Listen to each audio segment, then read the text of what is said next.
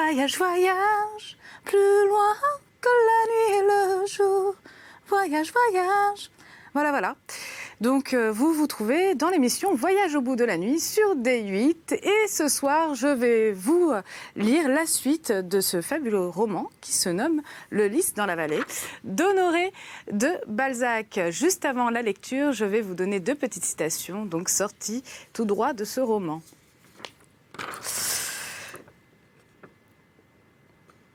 Moi seule ai deviné tout ce que tu valais. Elle sait cultiver les terres, dis-tu. Moi, je laisse cette science aux fermiers. J'aime mieux cultiver ton cœur. Deuxième petite citation. Croyez-le, le véritable amour est éternel, infini, toujours semblable à lui-même. Il est égal et pur, sans démonstration violente. Il se voit en cheveux blancs, toujours jeune, de cœur. Voilà. Nous allons donc passer à la lecture. N'hésitez pas à réagir sur les réseaux sociaux. #VBN. Lâchez vos avis, vos commentaires, vos idées. N'hésitez surtout pas, ainsi que sur notre page Facebook Voyage au bout de la nuit. Nous allons passer à la lecture. Voyage, voyage. Voilà, voilà. Il m'arrive de temps en temps quelques folies. Voilà.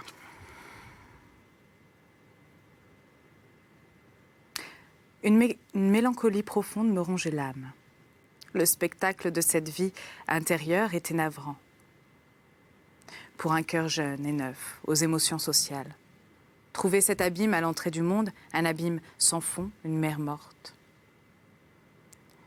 Cet horrible concert d'infortune me suggéra des pensées infinies et j'eus, à mon premier pas dans la vie sociale, une immense mesure à laquelle les autres scènes rapportées ne pouvaient plus être que petites.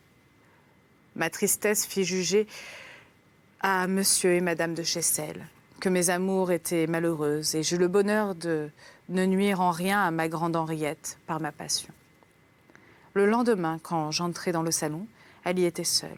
Elle me contempla pendant un instant en me tendant la main et me dit « L'ami sera donc toujours trop tendre ?» Ses yeux devinrent humides. Elle se leva, puis me dit avec un ton de supplication désespérée « Ne m'écrivez plus ainsi. » Monsieur de Mortsauf était prévenant. La comtesse avait repris son courage et son front serein, mais son teint trahissait ses souffrances de la veille, qui étaient calmées sans être éteintes. Elle me dit le soir, en nous promenant dans les feuilles sèches de l'automne qui résonnaient sous nos pas, « La douleur est infinie. La joie a des limites. » Mots qui révélaient ses souffrances par la comparaison qu'elle en faisait avec ses félicités fugitives. « Ne médisez pas de la vie, lui dis-je. Vous ignorez l'amour. Et il a des voluptés qui rayonnent jusque dans les cieux. »« Taisez-vous, dit-elle. Je n'en veux rien connaître.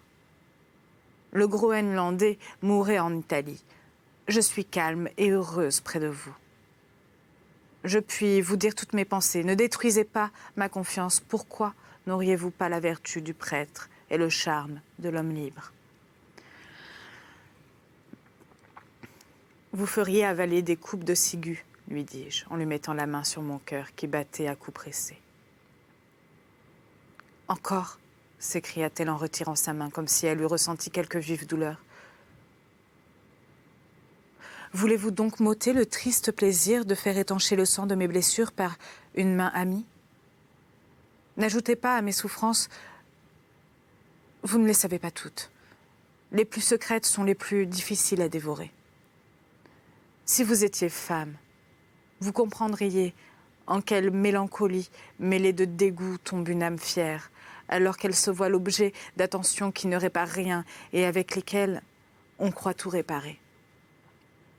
Pendant quelques jours, je vais être courtisée. On va vouloir se faire pardonner le tort que l'on s'est donné. Je pourrais alors obtenir un assentiment aux volontés les plus déraisonnables. Je suis humiliée par cet abaissement, par ces caresses qui cessent le jour où l'on croit que j'ai tout oublié. Ne devoir la bonne grâce de son maître qu'à ses fautes. À ces crimes, dis-je vivement. N'est-ce pas une affreuse condition d'existence ? Dit-elle en me jetant un triste sourire. Puis, je ne sais pas user de ce pouvoir passager. En ce moment, je ressemble aux chevaliers qui ne portaient pas de coups à leur adversaire tombé, voire à terre, celui que nous devons honorer, le relever pour en recevoir de nouveaux coups, souffrir de sa chute plus qu'il n'en souffre lui-même, et se trouver déshonoré si l'on profite d'une passagère influence, même dans un but d'utilité, dépenser sa force, épuiser les trésors de l'âme en ces luttes sans noblesse, ne régner qu'au moment où l'on reçoit de mortelles blessures. Mieux vaut la mort. Si je n'avais pas d'enfant, je me laisserais aller au courant de cette vie. Mais sans mon courage inconnu, que deviendrait-il ? Je dois vivre pour eux, quelque douloureuse que soit la vie. Vous me parlez d'amour ? Mon ami, songez donc en quel enfer je tomberais si je donnais à cet être sans pitié, comme le sont tous les gens faibles, le droit de me mépriser. Je ne supporterai pas un soupçon. La pureté de ma conduite fait ma force. La vertu, cher enfant, a des eaux saintes où l'on se retrempe et d'où l'on sort renouvelé à l'amour de Dieu. Écoutez, chère Henriette, je n'ai plus qu'une semaine à demeurer ici. Je veux que... Ah !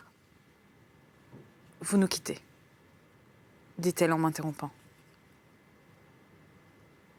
Mais ne dois-je pas savoir ce que mon père décidera de moi ? Voici bientôt 3 mois. Je n'ai pas compté les jours, me répondit-elle avec l'abandon de la femme émue. Elle se recueillit et me dit « Marchons. Allons à Frapesle. » Elle appela le comte. Ses enfants demanda son châle, puis, quand tout fut prêt, elle, si lente, si calme, eut une activité de Parisienne, et nous partîmes en troupe pour aller à Frapesle, y faire une visite que la comtesse ne devait pas. Elle s'efforça de parler à Madame de Chessel, qui, heureusement, fut très prolixe dans ses réponses. Le comte et Monsieur de Chessel s'entretinrent. Le comte et Monsieur de Chessel s'entretinrent de leurs affaires. J'avais peur que Monsieur de Mortsauf ne vantât sa voiture et son attelage. Mais il fut d'un goût parfait. Son voisin le questionna sur les travaux qu'il entreprenait à la Cassine et à la Rhétorière. En entendant la demande, je regardai le comte en croyant qu'il s'abstiendrait d'un sujet de conversation si fatal, en souvenir si cruellement amer pour lui. Mais il prouva combien il était urgent d'améliorer l'état de l'agriculture dans le canton, de bâtir de belles fermes dont les locaux fussent sains et salubres. Enfin, il s'attribua glorieusement les idées de sa femme. Je contemplai la comtesse en rougissant. Ce manque de délicatesse chez un homme qui, dans certaines occasions, en montrait tant. Cet oubli de la scène mortelle. Cette adoption des idées contre lesquelles il s'était si violemment élevé. Cette croyance en soi me pétrifiait. Quand Monsieur le Chessel lui dit « Croyez-vous pouvoir retrouver vos dépenses ?»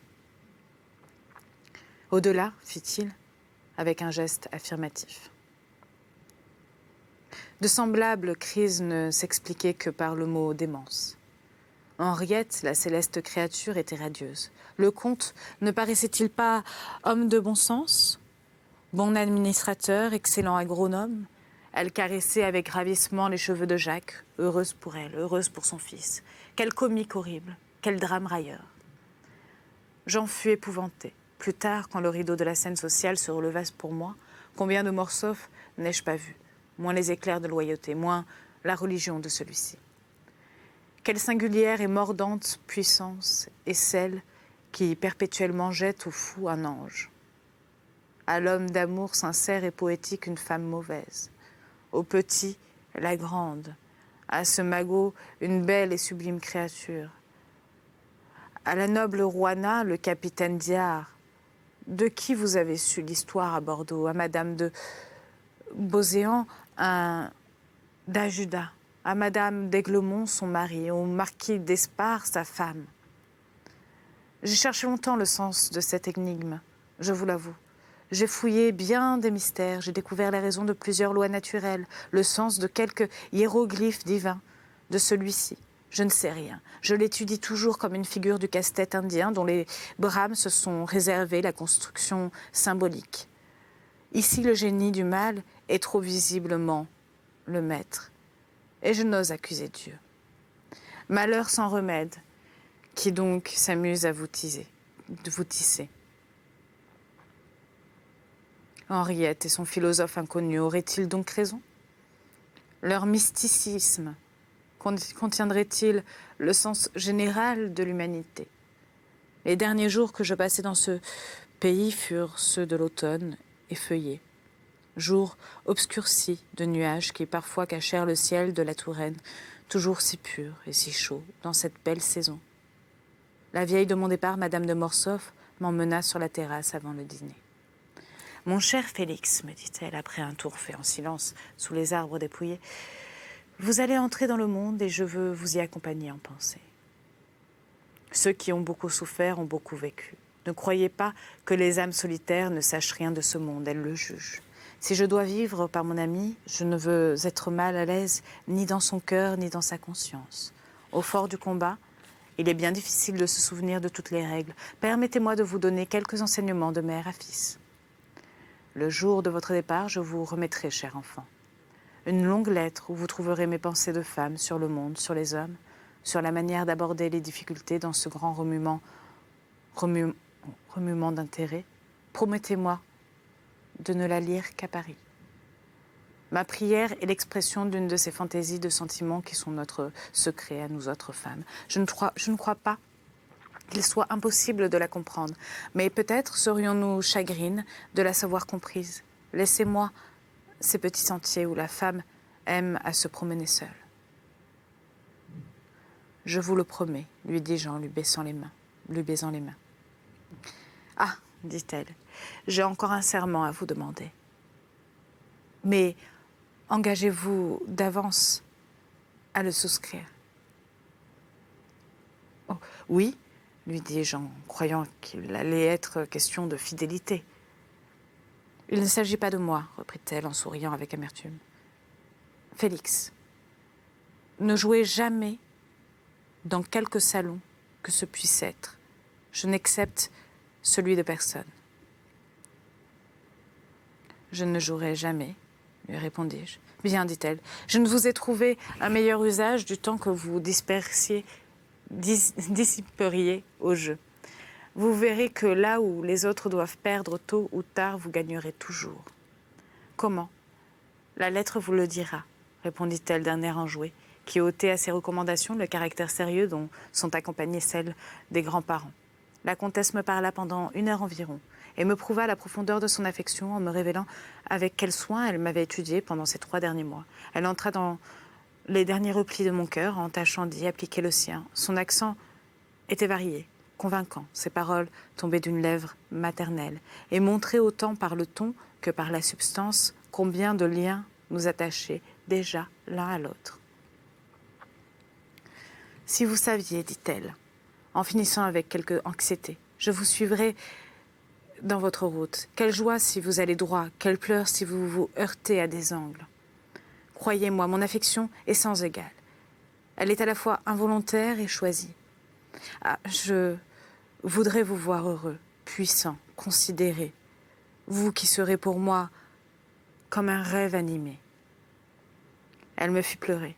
Elle était à la fois douce et terrible. Son sentiment se mettait trop audacieusement à découvert. Il était trop pur pour permettre le moindre espoir au jeune homme altéré ou de plaisir. En retour de ma chair laissée en lambeaux, dans son cœur, elle me versait les lueurs incessantes et incorruptibles de ce divin amour qui ne satisfaisait que l'âme. Elle montait à des hauteurs où les ailes diaprées de l'amour qui me fit dévorer ses épaules ne pouvaient me porter. Pour arriver près d'elle, un homme devait avoir conquis les ailes blanches du séraphin.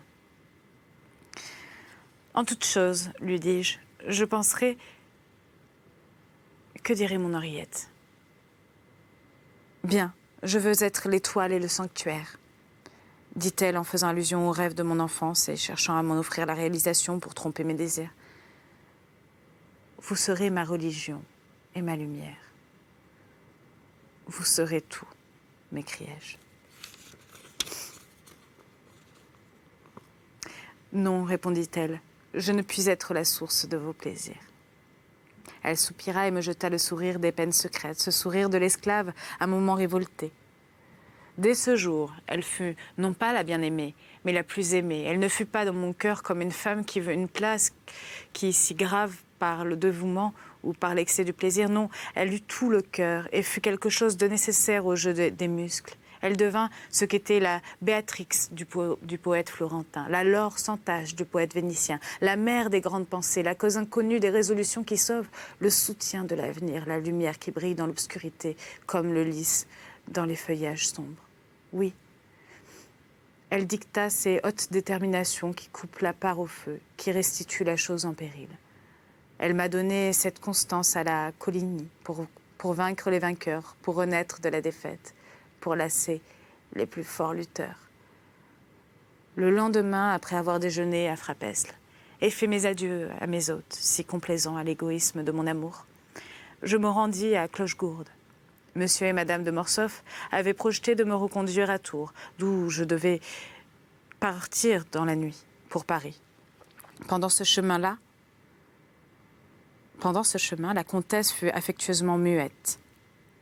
Elle prétendit d'abord avoir la migraine, puis elle rougit de ce mensonge et le pallia soudain en disant qu'elle ne me voyait point partir sans regret. Le comte m'invita à venir chez lui quand, en l'absence des Chessel, j'aurais l'envie de voir la vallée de l'Indre. Nous nous séparâmes héroïquement, sans larmes apparentes, mais comme quelques enfants maladifs. Jacques eut un mouvement de sensibilité qui lui fit répandre quelques larmes, tandis que Madeleine, déjà femme, serrait la main de sa mère. « Cher petit, dit la comtesse, en baisant Jacques avec passion. Quand je me trouvais seule à Tours, il me prit après le dîner une de ces rages inexpliquées que l'on n'éprouve qu'au jeune âge. Je louai un cheval et franchis en cinq quarts d'heure la distance entre Tours et Pont-de-Ruan. Là, honteux de montrer ma folie, je courus à pied dans le chemin et j'arrivai comme un espion à pas de loup sous la terrasse. La comtesse n'y était pas, j'imaginais qu'elle souffrait. J'avais gardé la clé de la petite porte, j'entrai. Elle descendait en ce moment, le perron avec ses 2 enfants pour venir respirer, triste et lente, la douce mélancolie empreinte sur ce paysage au coucher du soleil. « Ma mère, voilà Félix, dit Madeleine. « Oui, moi, lui dis-je à l'oreille. Je me suis demandé pourquoi j'étais à Tours, quand il m'était encore facile de vous voir. Pourquoi ne pas accomplir un désir que, dans 8 jours, je ne pourrai plus réaliser. Il ne nous quitte pas, ma mère, cria Jacques en sautant à plusieurs reprises. Tais-toi donc, dit Madeleine, tu vas attirer ici le général. Ceci n'est pas sage, reprit-elle. Quelle folie! Cette consonance dite dans les larmes par sa voix, quel paiement de ce qu'on devrait appeler les calculs usuraires de l'amour. J'avais oublié de vous rendre cette clé, lui dis-je en souriant. Vous ne reviendrez donc plus, dit-elle. Est-ce que nous nous quittons ? Demandai-je en lui jetant un regard qui lui fit abaisser ses paupières pour voiler sa muette réponse. Je partis après quelques moments passés dans une de ces heureuses stupeurs des âmes arrivées, là où finit l'exaltation et où commence la folle extase. Je m'en allai d'un pas lent, en me retournant sans cesse. Quant au sommet du plateau, je contemplai la vallée une dernière fois. Je fus saisie du contraste qu'elle m'offrit en la comparant à ce qu'elle était quand j'y vins. Ne verdoyait-elle pas, ne flambait-elle pas alors, comme flambait, comme verdoyait, mes désirs et mes espérances. Initiée maintenant au sombre et mélancolique mystère d'une famille partageant les angoisses d'une niobé chrétienne, triste comme elle, l'âme rembrunie, je trouvais en ce moment la vallée au ton de mes idées. En ce moment, les champs étaient dépouillés, les feuilles des peupliers tombées, et celles qui restaient avaient la couleur de la rouille. Les pampres étaient brûlés, la cime des bois offrait les teintes graves de cette couleur tannée que jadis des rois adoptaient pour leur costume, et qui cachait la pourpre du pouvoir sous le brun des chagrins. Toujours en harmonie avec mes pensées, la vallée où se mouraient les rayons jaunes d'un soleil tiède me présentait encore une vivante image de mon âme.